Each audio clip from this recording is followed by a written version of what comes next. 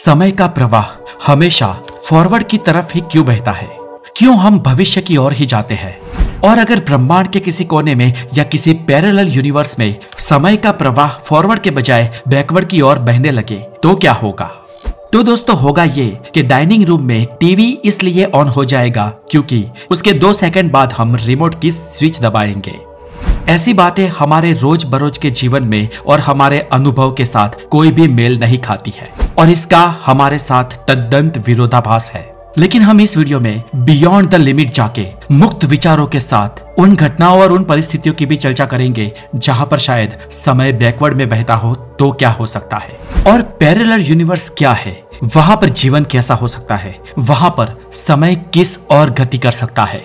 उन सभी बातों की चर्चा दोस्तों आज के इस वीडियो में हम करेंगे। तो मैं हूं हितेश गिरी गोसाई और अगर आप द नॉलेज पर नए हैं तो हेल्दी और साइंटिफिक ज्ञान के लिए द नॉलेज को जरूर सब्सक्राइब करें, because the knowledge is everything. हम भले ही समय को देख ना सकते हो, स्पर्श ना कर सकते हो, सुन ना सकते हो, फिर भी समय है और हमारी दुनिया में तो वो आगे की ओर ही गति करता है। कुछ चंद सेकंड बाद का भविष्य वर्तमान के थ्रू आउट होकर चंद सेकंड बाद का भूतकाल बन जाता है और ये सनातन सत्य है, इस बात पर सभी सहमत है। और हमारे वैज्ञानिक समय की ऐसी वन वे गति को द एरो ऑफ टाइम कहते हैं। समय का ऐसा तीर जो हमेशा फॉरवर्ड की ओर ही दिशा निर्देश करता है। ऊपर से समय की गति भी अविरत है। समय किसी के भी लिए ठहरता नहीं है और इसलिए डिजिटल वॉच को पहनने वाले लोगों को मैं ये बता दूं कि डिस्प्ले में जब आप एक स्थगित आंकड़ा देखते हो वो असल में एक भ्रम है, क्योंकि समय किसी के भी लिए नहीं ठहरता है। अब दोस्तों चलिए बात करते हैं पैरेलल यूनिवर्स की। पैरेलल यूनिवर्स क्या है, कैसे जन्मा होगा और वहां पर समय की गति कैसी होगी? दोस्तों यहां से आगे मैं जो भी चर्चा करूंगा वो कुछ वैज्ञानिकों ने किए अनुमान है जो वैज्ञानिक सिद्धांतों को तो अनुसरते हैं लेकिन शायद एक कोरी कल्पना भी हो सकते हैं। तो यहां से आगे हम कल्पनाओं की दुनिया में जा रहे हैं।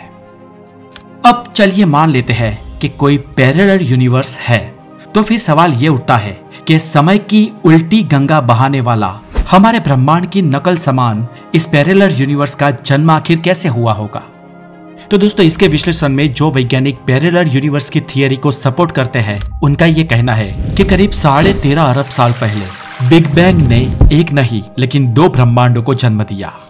इसमें एक ब्रह्मांड तो वो जिसमें हम जी रहे हैं, यानी कि बिग बैंग के बिंदु से एक ब्रह्मांड जो सर्जित हुआ वो हमारी तरफ हुआ, जिसमें आने वाले कल का समय आज को पसार करके बीता हुआ कल बन जाता है। और बिग बैंग महाबिंदु से उत्पन्न हुआ दूसरा ब्रह्मांड यानी कि उस तरफ का ब्रह्मांड। वैज्ञानिकों की माने तो पैरेलल यूनिवर्स में हमारे ब्रह्मांड से बिल्कुल विपरीत स्थिति संजोग हो गए और उसमें समय भी विपरीत दिशा में बहता है। ऐसा मान लो कि वहां पर घड़ी के कांटे क्लॉकवाइज की बजाय एंटी क्लॉकवाइज घूमते होंगे। हालांकि उस ब्रह्मांड में ऐसा ही होता होगा, ऐसे कोई भी पुरावे, कोई भी सबूत हमारे पास नहीं है और इस बात को हमारे वैज्ञानिक आज तक प्रूव नहीं कर सके हैं और भविष्य में कभी कर सकेंगे भी नहीं।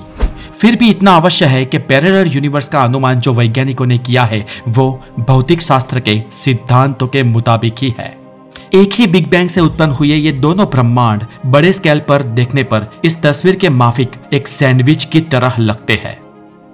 हमारे ब्रह्मांड की नकल समान पैरेलल यूनिवर्स का दूसरा अनुमान तो इससे भी ज्यादा रोमांचक है और इस वैकल्पिक अनुमान के मुताबिक दोनों ही ब्रह्मांड एक सैंडविच की तरह एक साथ नहीं जन्मे हैं, बल्कि हमारे ब्रह्मांड की रचना पहले हुई और एक समय के बाद उसमें एक विराट काल महाबली ब्लैक होल का जन्म हुआ जिसने एक और पैरेलल यूनिवर्स का निर्माण किया। हमारे ब्रह्मांड की कुछ कुछ जगहों पर बहुत ही घनत्व वाले मैसिव ब्लैक होल्स हैं। ऊपर से अंतरिक्ष के कुछ भूले भटके तारे, ग्रह, निहारिकाएं और कभी कभी तो छोटी बड़ी गैलेक्सीज भी।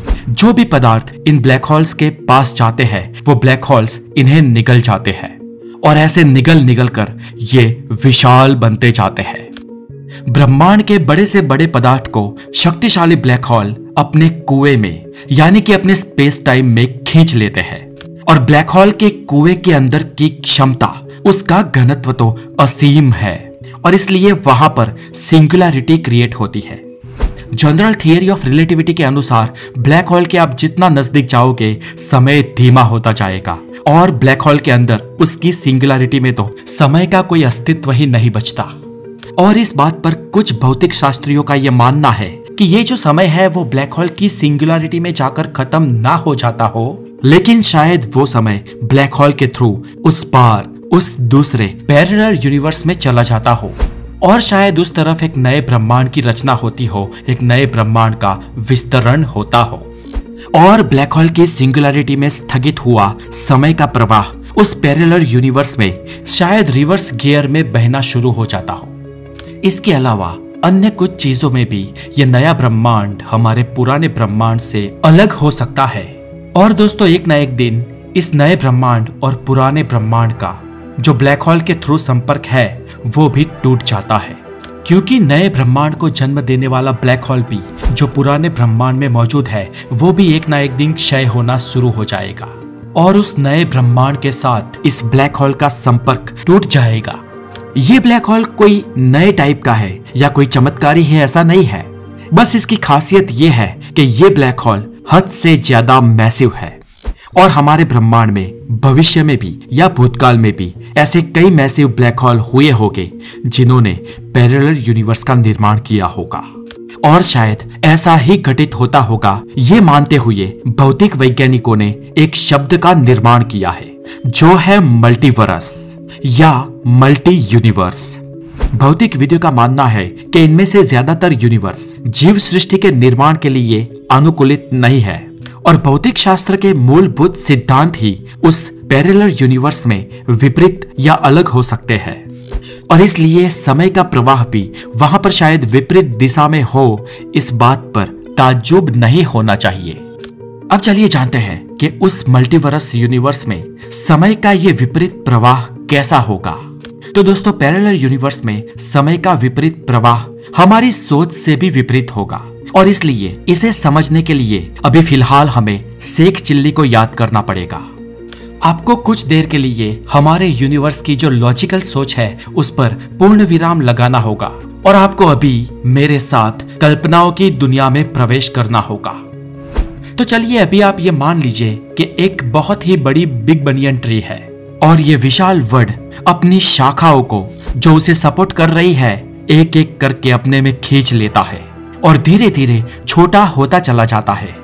धीरे धीरे समय के साथ इस वड की डालियां भी सिकुड़ती जाती है और ये बिग बनियन ट्री ग्रेजुअली एक लंबे समय बाद एक छोटा सा प्लांट बन जाता है और उसके बाद ये पूरा प्लांट जमीन में समा जाता है जहां पर जमीन के नीचे एक छोटा सा बीज होता है।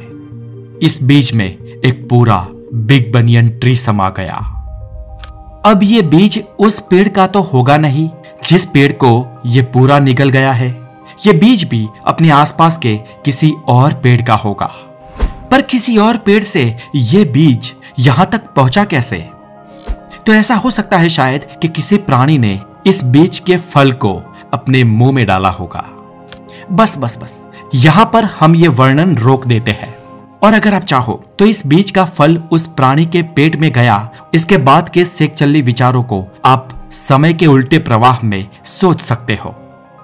अब दोस्तों हमारे यूनिवर्स में हमें दिखाई देने वाली हर एक प्रत्येक घटना आइजैक न्यूटन के गति सिद्धांत को और गुरुत्वाकर्षण के सिद्धांत को अनुसरती है।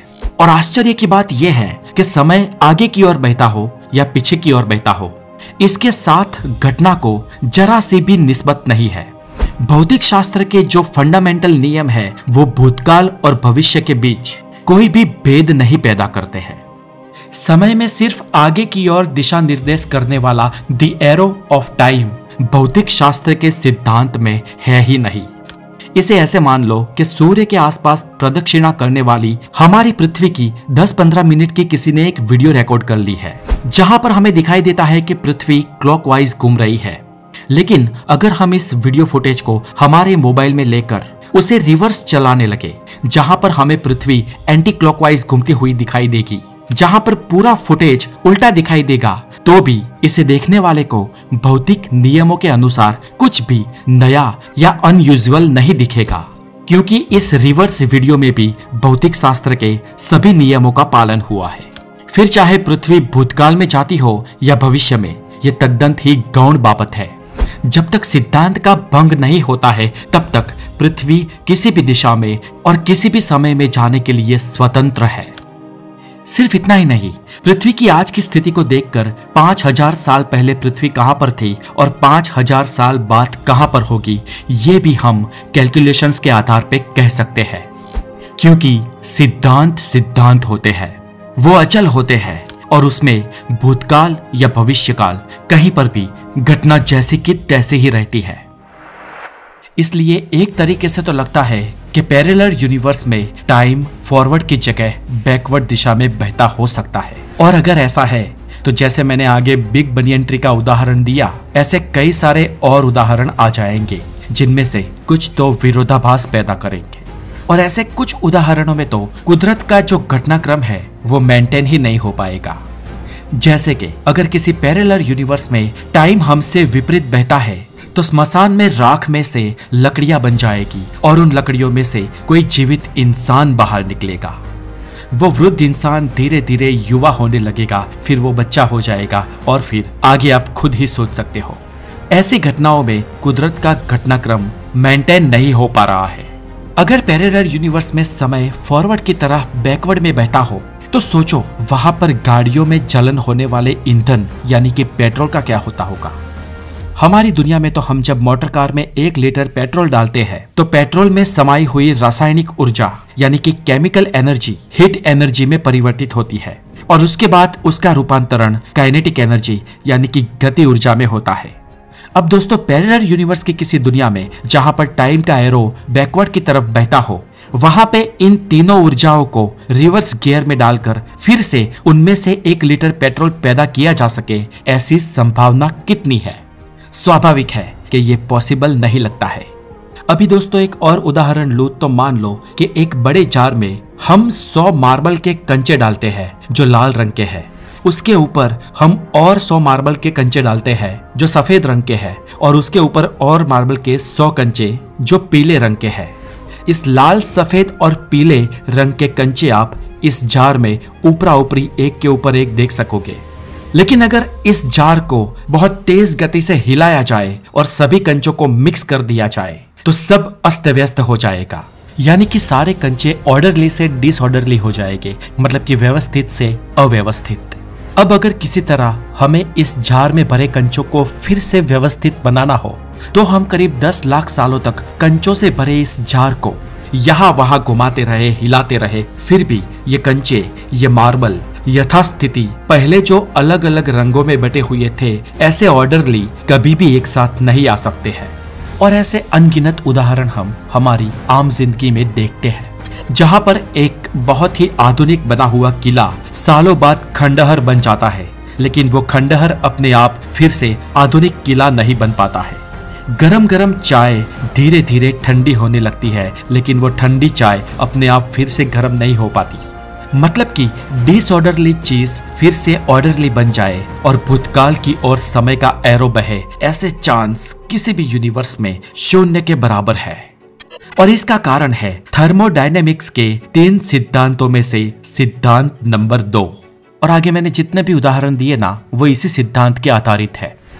मतलब कि भौतिकीय के कोई नियम ऐसा नहीं कहते हैं कि समय का एरो भविष्य में ही बहना चाहिए, भूतकाल की ओर रिवर्स गियर में नहीं जा सकता। लेकिन प्रॉब्लम तब आती है जब चीजें डिसऑर्डर से ऑर्डर की तरफ प्रयाण करेगी, क्योंकि थर्मोडायनेमिक्स के सिद्धांत नंबर 2 के अनुसार कोई भी चीज अपने आप डिसऑर्डरली से ऑर्डरली की तरफ नहीं जा सकती है। और यहाँ पर हमें हमारे सवाल का जवाब मिल जाता है कि समय का तीर हमेशा भविष्य की ओर ही तका हुआ रहेगा। वो शायद किसी भी यूनिवर्स में रिवर्स गियर में नहीं जा सकता है। और इस बात का एक साइंटिफिक और बहुत ही अच्छा उदाहरण 19वीं सदी में एक ऑस्ट्रेलियन भौतिक शास्त्री लुडविग बोल्ट्जमान ने दिया था। बोल्ट्जमान का कहना था कि मान लो कि एक बंद कमरा है और इस बंद कमरे के एक टेबल पर एक परफ्यूम की बोतल पड़ी है जो व्यवस्थित तरीके से है, और धीरे धीरे इस परफ्यूम के बोतल को अगर खोल दे तो उसके रेणु, उसके मॉलिक्यूल्स इस रूम में प्रसरते हैं और ये रूम खुशबू से महक जाता है। अब बोतल के अंदर जो परफ्यूम था उसका बंधारण, उसका जो कॉम्बिनेशन था वो रूम में स्प्रेड होते ही सतत बदलता रहता है। और इस अणुओं की रचना हजारों, लाखों, करोड़ों या अरबों नहीं, लेकिन अरबों मल्टीप्लाई अरबों के रूप में बदलती जाती है। यानी कि एक परफ्यूम जो ऑर्डरली था वो अब रूम में स्प्रेड होके डिसऑर्डरली बन चुका है। तो फिर अब ये जो मॉलिक्यूल्स डिसऑर्डरली रूम में स्प्रेड कर रहे हैं, उनकी ऑर्डरली बनावट, उनका ऑर्डरली कॉम्बिनेशन क्या होगा? तो दोस्तों वो बस एक ही होगा, और वो है यहाँ वहां इस रूम की हवा में भटकते हुए अत्तर के सभी अणु, सभी परमाणु फिर से उसी कॉम्बिनेशन में एक हो जाए जो दोबारा इन्हें एक लिक्विड परफ्यूम बना दे। और ये परफ्यूम उस बोतल के अंदर फिर से बंद हो जाए तो समझना कि इसका फिर से ऑर्डरली कॉम्बिनेशन हुआ है। और दोस्तों ऐसा तो मुमकिन ही नहीं है। और यहाँ पर आपको एक बात ध्यान पर आई होगी कि किसी एक ऑर्डरली कॉम्बिनेशन के हजारों अरबों अव्यवस्थित कॉम्बिनेशन बन सकते हैं। डिसऑर्डरली रचनाओं की कोई लिमिट नहीं है, लेकिन व्यवस्थित यानी कि ऑर्डरली रचना तो बस एक ही प्रकार की होती है। और इसलिए गुडविग बोल्ट्जमान ने ये कहा कि डिसऑर्डर हुई चीजें इतने सारे कॉम्बिनेशन में डिसऑर्डर होती हुई चली जाती है कि वो फिर से कभी ऑर्डरली बन ही नहीं पाती। और अगर कोई चीज डिसऑर्डर कॉम्बिनेशन में से ऑर्डरली बन जाए तो समझ लेना कि समय का प्रवाह वहां पर फॉरवर्ड की बजाय बैकवर्ड में बह रहा है। दोस्तों बोल्ट्जमान का ये मंतव्य उस वक्त के धुरंधर वैज्ञानिकों के पल्ले नहीं पड़ा। उल्टा उस वक्त के वैज्ञानिकों ने बोल्ट्जमान के इस उदाहरण को हंसी मजाक में लिया और बोल्ट्जमान को बहुत ही लाइटली ले लिया और इस ऑस्ट्रेलियन भौतिक शास्त्री को लिटरली सबसे किनारे कर दिया गया। और इस हीनपन को बोल्ट्जमान सह नहीं पाए। मानसिक रूप से बोल्ट्जमान हार गए और एक दिन इस वैज्ञानिक ने अपने कमरे में रस्सी से लटककर खुदकुशी कर ली। लेकिन दोस्तों आज के आधुनिक युग में बोल्ट्जमान सही ठहरा है और आज हमें समय का तीर पास्ट के बदले फ्यूचर की ओर होने का स्पष्ट कारण मिल गया है। लेकिन दोस्तों यहाँ पर हमारी बात खत्म नहीं होती है। भले ही हमारी दुनिया में या किसी भी दुनिया में शायद समय फ्यूचर की तरफ ही बहता हो, लेकिन यहाँ पर एक बात का खुलासा अभी करना बाकी रह जाता है कि जब हमारा ब्रह्मांड बिग बैंग में से जन्मा तब करीब 13.5 अरब साल पहले ब्रह्मांड को जन्म देने वाला वो बिंदु ऑर्डरली यानी कि सुव्यवस्थित रहा होगा। और धीरे धीरे बिग बैंग के बाद ब्रह्मांड का सारा मटेरियल ऑर्डरली से डिसऑर्डरली की तरफ प्रयाण किया होगा, यानी कि सुव्यवस्थित से अव्यवस्था की ओर। और ऐसे ही ये ब्रह्मांड लगातार विस्तरता जा रहा है, यानी कि लगातार डिसऑर्डर होता चला जा रहा है। लेकिन अरबों साल बाद अगर ये ब्रह्मांड अपने विस्तरण को रोकने में कामयाब हो गया या ब्रह्मांड का विस्तार एक लेवल के बाद अटक गया तो फिर ब्रह्मांड का संकुचन होना शुरू हो जाएगा। और अगर ऐसा होगा तो अव्यवस्थित व्यवस्थितता की ओर प्रयाण करेगा। द एरो ऑफ टाइम पलट जाएगा और ब्रह्मांड भविष्य से भूतकाल की तरफ यात्रा करेगा। तो दोस्तों यहाँ पर हम इस वीडियो को पूर्ण विराम देते हैं। और अगर आपको ब्रह्मांड की ये बातें अजीबोगरीब लग रही है तो एक जाने माने गांधीवादी और खादीवादी ब्रिटिश वैज्ञानिक JBS हाल्डेल के कुछ शब्दों को आपके सामने पेश करता हूँ, जिन्होंने कहा था कि ब्रह्मांड हम जितना समझते हैं उतना नहीं, लेकिन जितना समझ सकते हैं उससे भी ज्यादा अजीबोगरीब है। मतलब के in the universe what you know is a drop and what you don't know is ocean. तो दोस्तों आज के लिए इतना ही। अगर आप द नॉलेज पर नए हैं तो हमें सब्सक्राइब करें और अगर आपको ये वीडियो पसंद आई है तो लाइक, शेयर और कमेंट जरूर करें। और अगर आप ये जानना चाहते हैं कि ब्लैक होल में जाकर समय स्थगित कैसे हो जाता है, समय का कोई भी अस्तित्व ब्लैक होल में क्यों नहीं रहता है, तो एक वीडियो को आप जरूर देखें जिसका लिंक हमने अपने डिस्क्रिप्शन में दिया रहा है। Have a wonderful day, take care.